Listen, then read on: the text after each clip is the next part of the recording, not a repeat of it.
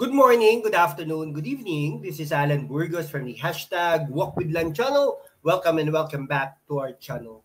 Guys, if you are not yet subscribed to our channel, please do it so now so that you can be a part of this growing family. Officially, we are now 10,272 subscribers. Konti na lang guys, magto 20,000 subscribers milestone na tayo. Maraming salamat po sa inyong lahat. Okay, ang pag-usapan po natin today ay pinamagatan po nating Isko Moreno. Nagulat ang lahat, Aksyon Demokratiko, sumusuporta sa Marcos at panawagan ng INC para sa kapayapaan. Yan. Tayo po ay hindi nagkamali na ini-endorse po natin si Yorme Isko Moreno bilang mayor ng lungsod ng Maynila. Okay? Lagi nating sinasabi from the very beginning until now ay ang susunod na mayor ng Maynila ay si Yorme Isko Moreno. Tambak na tambak.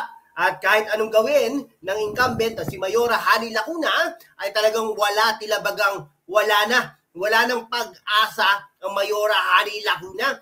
Kahit pa i-twist lahat ng statement ni Yorme Isko Moreno ay talagang tilabagang wala na po. Magpapaalam na si Mayora Hani Lacuna. Hindi naman po tayo galit kay Mayora Hani Lacuna. Hindi naman natin sinasabing walang nagawa, kung hindi halos walang nagawa. Patunay ito sa nakikita natin pag bumibisita tayo dyan sa lungsod ng Maynila. Ang kadugyutan, ang kadumihan, no? Sa iba't ibang mga distrito, no? Sa mga distrito ng mga congressmen, anong tulong? Hindi nga mailinis no? Nagkataon pa, noong January 1, ay talagang tambak ang basura dyan sa lungsod ng Maynila. No? May nakarating pa sa ating report, mga kaibigan ko, na biruin mo naman ba, no? Kasing laki ng truck talaga, ano? Alam niyo po ba yung mga truck ng basura, ganun kalalaki? Di po ba? Papasok sa isang street na halos sakupin na ang kalsada. Alam naman natin, yung mga secondary road dyan sa Maynila ay napakaliit. O, paano pa? May nakapark pa dyan. Di ba? O, paano ito? No? Yun po ang sinasabi natin. Ngayon, si Yorme Isko Moreno ay talagang nagsabi, no? Nagsabi na suportado nila ang no? Yung tag dito, suportado nila ang panawagan ng Iglesia ni Cristo para sa kapayapaan. Yan ang mayor, ano? Ay talagang nagbigay siya ng kontrobersyang pahayag na ikagugulat ng marami, no? Ang Aksyon Demokratiko na pinamumunuan ni Yorme Isko Moreno ay opisyal nang sumusuporta sa panawagan ng kapayapaan at pagkakaisa, no? Mula kay Pangulong Marcos at ng Iglesia ni Cristo. Nako, ang hindi inaasahan hakbang na ito na Aksyon Demokratiko ay nagbigay ng bagong pananaw sa politika ng bansa. Anong ibig sabihin nito para sa ating kinabukasan? No, ang suporta ng Aksyon Demokratiko kay Marcos at INC ay nagpapakita ng pagbabago sa dynamics ng ating mga leader. Ito ang leader, Yorme Isko Moreno. Ang tanong, magiging daan ba ito patungo sa mas maayos at pamumuno ng pagkakaisa? Siyempre, lalong-lalo na dyan sa Maynila. Pagkatapos lumisan ni Mayora Hani Lacuna, makikita na natin ang pagkakaisa at unti-unti talaga na gaganda ang Maynila. Day 1 pa lang. Si Isko Moreno mula sa pagiging mayor ng Maynila ay patuloy na nagpapakita ng matinding pagnanais na makapaghatid ng positibong pagbabago sa ating bansa. Pero anong ibig sabihin ng pagsuporta niya sa Marcos at INC para sa kanyang hinaharap na politika?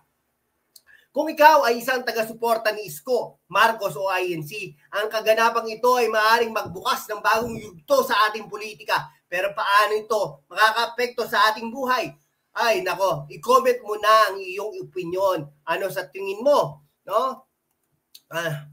Ano sa tingin mo ang epekto ng hakbang na ito ni Yorme Isko Moreno? Huwag kalimutan mag-like, mag-subscribe at i-share ang video nito para mas marami pang updates. Okay, di ba?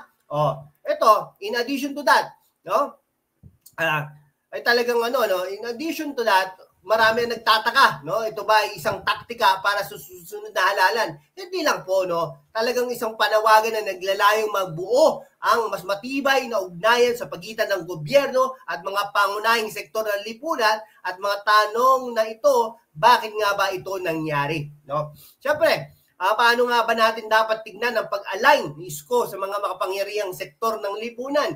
Ang hakbang na ito ni Isko ay isang mensahe ng pagbabago sa ating sistema ng pamahalaan. Hindi lang siya basta sumusuporta, kundi tila bagang naglalayon siyang maging tulay sa pagpapalakas ng samahan ng mga Pilipino. Di po ba napakaganda? Isko, isang dating mayor ng Maynila, ay laging may malasakit sa mga Pilipino, lalong-lalo na sa mga batang Maynila. Ang mga panahong ito, tila ang mga desisyon niya ay may malalim na epekto sa ating politika. Pero paano ito makakapekto sa susunod na hakbang sa kanyang political career? Nagkakaroon tayo ng iba't ibang reaksyon mula sa mga tao. May mga nagsasabing ito ay hakbang patungo sa mas unified na bansa. Tama naman yon. Samantalang ang iba naman ay nagtataka kung may hidden agenda ba ang mga hakbang na ito. Isang tanong na hindi pwedeng hindi itanong. Paano magiging tulay ang aksyon demokratiko sa mga magkaibang pananaw ng mga leader sa ating bansa? Tignan mo, sa Caloocan, di ba? Ito, si Trillanes ay tila bagang hindi sumusuporta sa aksyon ng IMC dahil nga naman hindi na mai-impeach si pangalawang Pangulo, Vice President Sara Duterte. Okay? Kaya lang, tignan mo, ang presidente ng Aksyon Demokratiko na si Isko Moreno ay hindi ganon ang pananaw, kung hindi dapat suportahan ang pagkakaisa. Ang Aksyon Demokratiko ay nakafocus sa pagkakaroon ng peaceful at united na bansa. Subalit, paano nga ba nila mapapaabot ang mensahe ng kapayapaan at unity sa kabila ng mga pagsubok sa mga politika? Ang pagkakaroon ng suporta ng INC at Marcos ay tsak na magbibigay ng malalaking pagbabago sa political landscape ng Pilipinas. Kung magtutulungan nga ang mga leader na ito, ano magiging epekto ng ating mga pamilya, komunidad at kabahayan. Ang bigat ng desisyon ng ginawa ni Isko Moreno, Yorme Isko Moreno, ay hindi biro. Isa itong hakbang na maaaring magbukas ng mas maraming oportunidad sa kanyang hinaharap. At hindi lang po sa kanya, pati po sa ating lahat. No? Ang kailangan natin, masisipag naman tayong mga Pilipino, ang kailangan po natin ay oportunidad at hindi ayuda. Ngunit may mga kalakip na risk din. Magiging katulad ba siya ng mga nakaraang leader o mga may bagong direksyon na ba ang kanyang political na landas? Siya po ang susunod na Yorme Isko Moreno. Kaya anong masasabi mo sa hakbang nito ni Yorme Isko Moreno? Magkakaroon ba ito ng positibong epekto sa ating bansa at dyan sa Maynila? I-comment ang inyong opinion at huwag kalimutang mag-like, mag-subscribe at i-share ang video na ito sa mga kaibigan mo. #WalkWithLan!